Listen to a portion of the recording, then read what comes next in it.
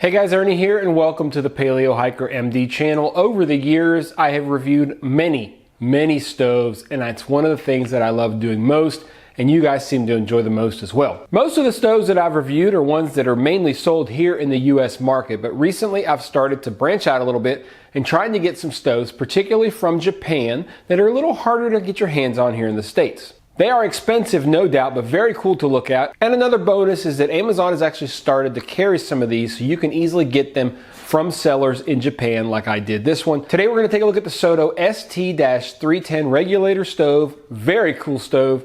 Stay tuned, let's check it out.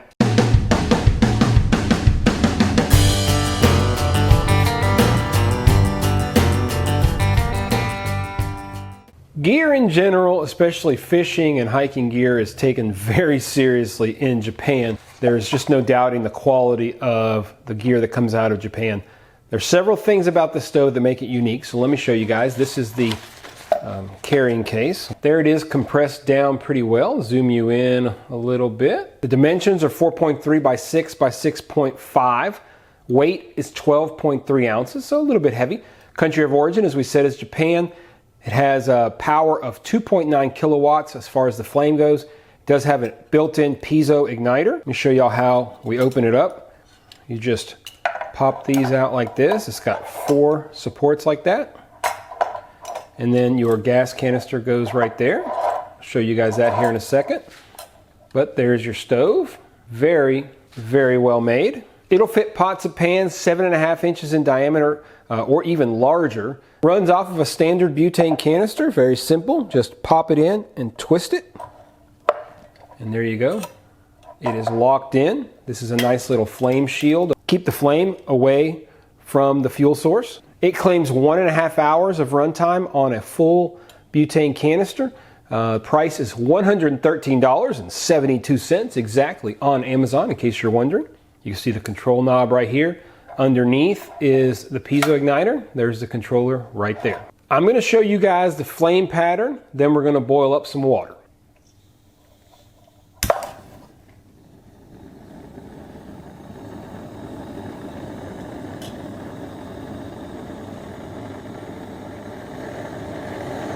There's the flame all the way up. It is pretty powerful. You have a lot of travel here. Controls, you can bring it way down to simmer, but we'll have 1 full turn, 2 full turns, 3 full turns, 4, right at 4 full turns. So that tells you how much control you have over the flame because it's constantly lowering it.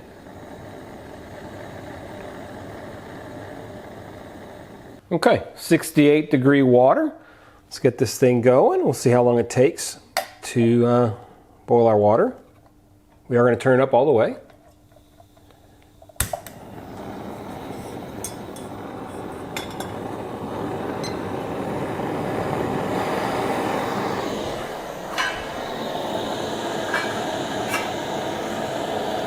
Let's see what we get. All right. 2 minutes, 20 seconds.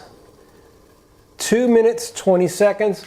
Now, of course, boiling water isn't the only thing that's important. I think one of the true tests of a stove is how well it can simmer. Sure, you can crank that thing up all you want, but if you want to cook with it, in this case simmer with it, you need to be able to control the flame really well. The real functionality of a stove is usually not how high it can go, but how well you can control it at lower temperatures. To see how this stove does in these more real-world conditions, we're going to make a soup from Patagonia Provisions. I'd recently got a pot from Patagonia, and apparently they had some kind of issue. I never actually even got an email. I just got a brand new pot from them, and along with it, as a thank you, or I guess a sorry, they sent me some Patagonia Provisions soups. This is a black bean soup that we're going to check out today. The directions are pretty simple. Just add the mix, add the water, and simmer for 10 minutes.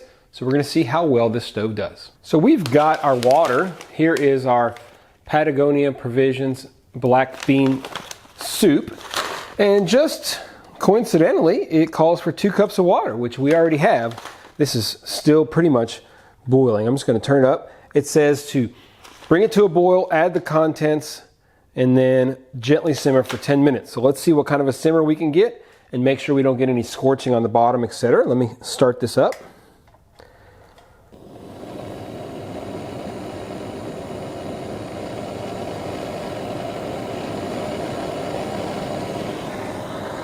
Tell y'all right now, this soup smells good. We'll put it in. Give it a stir.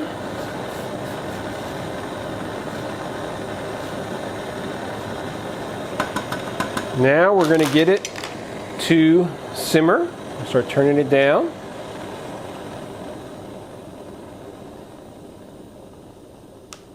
I'll put my timer on.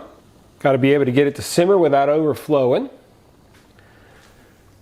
It's still going at a nice clip. Give it another little stir. I think we've got our simmer temperature just the way we need it. One thing that's nice, you'll see that there are bubbles pretty much throughout the whole pot, which is nice. This flame, the way that they create the flame, it doesn't just shoot straight up and create a little bitty pocket of heat. It kind of mushrooms out and it creates heat throughout the whole pot, as you can see. I'm gonna actually turn it down just a little bit. That is just simmering, which is perfect. It's already thickening up. So let me give this a little while. Called for 10 minutes, like I said. You can see that it is simmering super well. It's got a large diameter of bubbles, meaning that it's spreading out throughout the bottom of the pot. Can't ask for much more. We'll be back in about 8 minutes.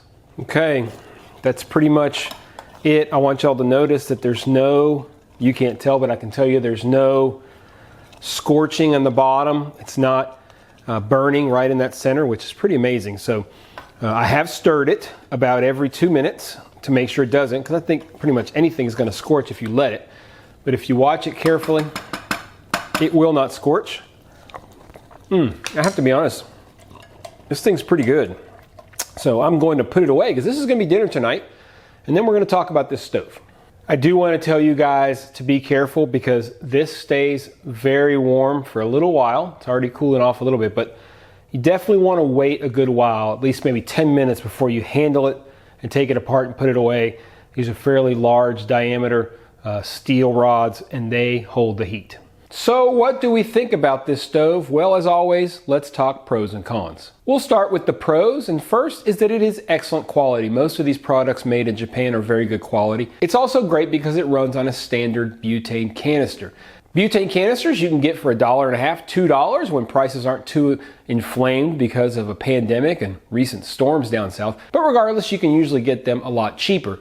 Butane canisters or isobutane canisters that we use with like a pocket rocket are anywhere between $4 and $5, even for a small canister. And these days, those 1 gallon propane canisters, you can pick up 2 for $8 or $10, but still quite a bit more expensive than the butane. It's got a built-in ignition source. It's got great flame control, as you saw, and it is perfect for emergencies because it's high powered.